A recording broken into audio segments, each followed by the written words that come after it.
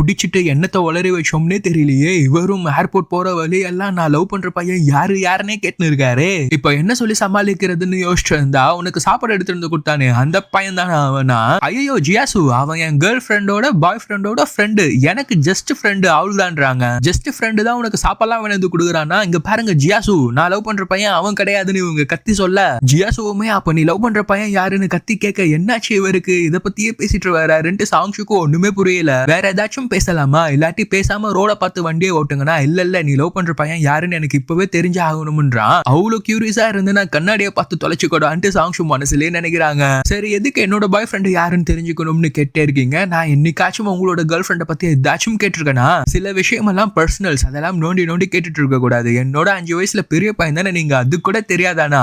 நிறுத்து, எனக்கு எப்படி கேர்ள் ஃப்ரெண்ட் வந்தாங்க? நீ எப்போ என் கேர்ள் ஃப்ரெண்டை பார்த்தனா? அதான் 11th ஸ்டாண்டர்ட்ல நான் உங்க ஊருக்கு வரும்போது ஏர்போர்ட்ல பார்த்தனே, அவங்க தானே உங்க கேர்ள் ஃப்ரெண்டுனா? அடிப்பாவி, அவங்கள போய் என்னோட கேர்ள் ஃப்ரெண்டு நினைச்சிட்டு இருக்கியா? ஆல்ரெடி அவங்க கல்யாணமானவங்கடி. எனக்கு கேர்ள் ஃப்ரெண்ட்ஸ் எல்லாம் யாரும் இல்ல, உன் கிளாஸ்ல யாராச்சும் இருந்தா பார்த்து உஷார் பண்ணி கொடுன்றான். சாங்ஷுக்கா ஒண்ணுமே புரியல. யோ, என் கிளாஸ்மேட்ஸ் எல்லாம் உன்னை விட 5 வயசு சின்னவங்கனா, அதுல என்ன இருக்கு, 4-5 வயசுலாம் ஒன்னும் பிரச்சனை இல்லைன்றான். சாங்ஷுக்கோ ஒரே குழப்பம். ஜியாசு இந்த மாதிரி எல்லாம் நம்ம கிட்ட பேசினது இல்லையே, வார்த்தைக்கு வார்த்தை டீன்றாரு. 4-5 வயசு சின்ன பொண்ணாலும் பரவாயில்ல, கேர்ள் ஃப்ரெண்ட் உஷார் பண்ணி கொடுலாம் கேட்கிறாருன்ட்டு ஒரே குழப்பத்தோட ஃபிளைட் ஏறி அவங்க ஊருக்கு போயிட்டு இருக்காங்க.